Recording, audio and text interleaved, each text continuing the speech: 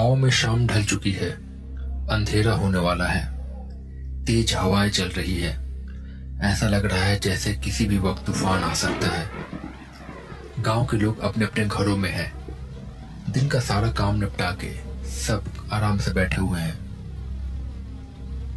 अब बस सब अपने अपने घरों में रह के आराम करना चाहते हैं और ऐसे मौसम में सुरक्षित रहना चाहते हैं। इनमें से एक घर में नई नई खुशियां आई है। पंकज की पत्नी अभी अभी मां बनी है। पालने में बच्चा आराम से सो रहा है। बारिश के भी आसार है। पंकज की मां ने अपनी बहू को समझाते हुए कहा, बेटी, बारिश होने वाली है, आज जल्दी सो जाना और बच्चे का भी ख्याल रखना। इस पे नजर रखना हमेशा। शुरुआत के कुछ दिन अच्छे नहीं होते, बहुत सी मुसीबतें भी आ सकती हैं। हाँ माँ जी। इसके बाद दोनों बैठ के आराम करने लगे। पंकज की मां की आंख लग गई। अंधेरा ढल चुका है। कुछ ही देर में घर के पीछे वाली खिड़की में से हल्की रोने की आवाज आने लगी।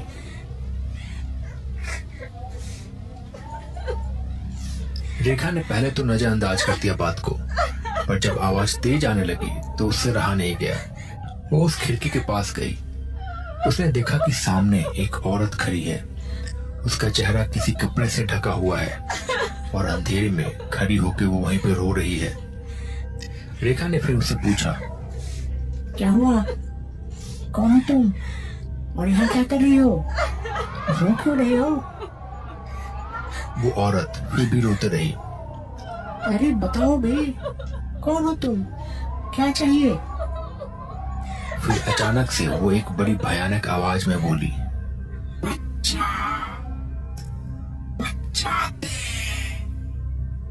बच्चा चाहिए मुझे, बच्चा दे।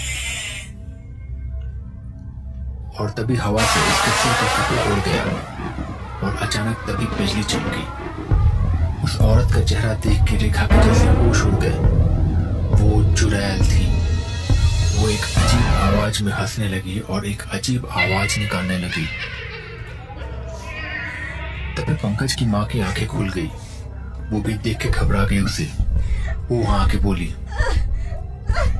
भाग, भाग जा यहाँ से, भाग वरना आग से जला दूंगी। भाग यहाँ से, भाग जा, भाग। और वो चुड़ैल वहीं खड़ी होकर हंसती रही।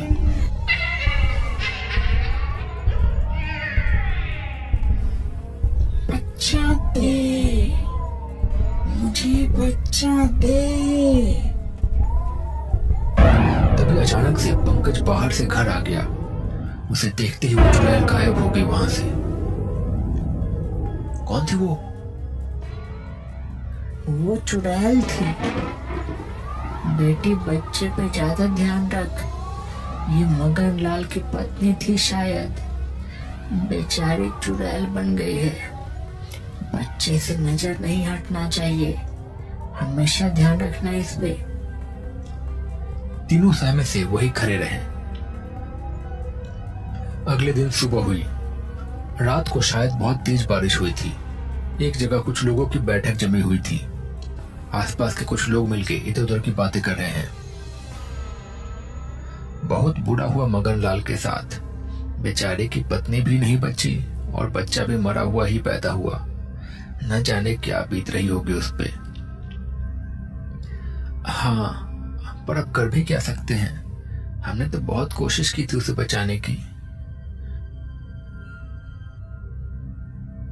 वो सब तो ठीक है, लेकिन अब उससे ज्यादा बड़ी मुसीबत हमारे सामने है।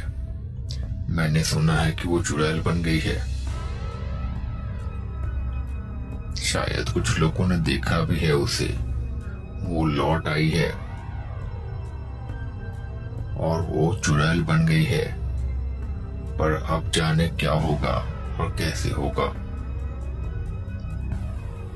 पर ये सब कैसे हो सकता है? हमने जो सब कुछ किया था, जैसा आपने बताया था वैसा ही हमने सब किया था। हाँ, मैं समझ सकता हूँ। पर पता नहीं फिर भी वो चुड़ैल बन गई है। कोई बात नहीं, अभी ध्यान से रहो, अकेले रात को बाहर मत जाओ, और अगर रात को कोई बुलाए तो दरवाजा खोलने की जरूरत नहीं है। उसी दिन शाम को हरिया और विकास दूसरे गांव से अपने गांव की ओर लौट रहे थे। हल्का अंधेरा हो चुका था। रास्ते के दोनों ओर पेड़ थे।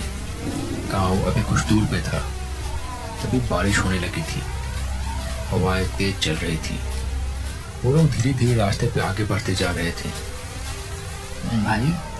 भाई एक अजीब सी बेचैनी सी हो रही है इस रास्ते पे। एक अजब सी खामोशी है। आज कोई कुत्ता या जानवर भी नहीं दिख रहा है यहाँ पे। आवाज भी अलग है। हाँ, ये बात तो तूने सही कही। मुझे भी अलग लग रहा है। तूने ध्यान दिया, इतनी बारिश हो रही है पर फिर भी किसी मेंढक की आवाज भी नहीं आ रही है, ना ही किसी झिंगुर की। हाँ ना, वही तो। ऊपर से ये गांव में अलग अलग बातें चल रही है कि वो लौट आई, ये लौट आई, वो लौट आई। कौन लौट आई? इतने में उन्हें किसी के रोने की आवाज सुनाई दी। ऐसा लग रहा था जैसे कोई बहुत जोर जोर से रो रही है।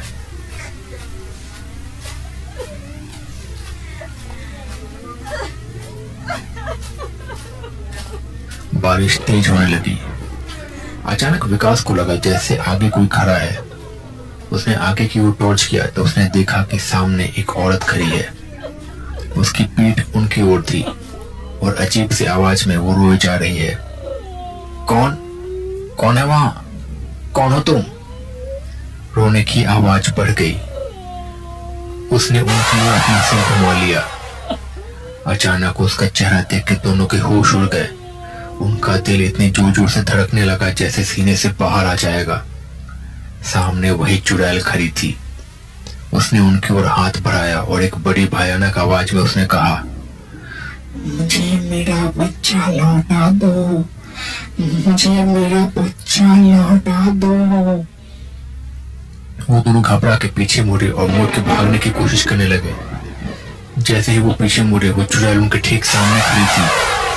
उसने फिर से उसी भयानक आवाज में कहा, मुझे मेरा बच्चा लौटा दो, मुझे मेरा बच्चा चाहिए, मुझे मेरा बच्चा लौटा दो, वरना मैं किसी को भी नहीं छोड़ूंगी। और एक जोर की चीख गूंज पड़ी। वो दोनों फिर जैसे तैसे हड़बड़ाते हुए वहां से बाहर भाग निकले और जैसे तैसे गांव पहुंचे। उस रात को वो लोग अपने अपने घर में जाके सो गए। अगले दिन सुबह फिर से बैठक लगी। गांव के लोग वहां मौजूद थे। बाबा ने फिर कहा, ये हमारे लिए बहुत गंभीर मुद्दा है। इतना कुछ करने के बाद भी वो लौट कैसे आई? पर जैसा कि तुमने कहा कि वो बोल रही है कि उसे उसका बच्चा चाहिए, पर हमने तो उसके बच्चे को भी ठीक से दफनाया था। क्या उसका बच्चा मुक्त नहीं हुआ? वो लोग अभी बात कर ही रहे थे कि गांव का ब्रिज वहां आया और उसने कहा, बाबा जल्दी चलिए, एक बहुत दुखद घटना घटी है। गांव की जो दाई है ना, उसे किसी ने बहुत ही बेरहमी से मार डाला है। वो लोग जल्दी से दाई के घर पहुंचे। वहां पे जाके उन्होंने देखा कि दाई जमीन पे गिरी हुई थी। किसी ने उसकी दोनों आंखें फोड़ दी थी और हाथ पैर तोड़ दिए थे।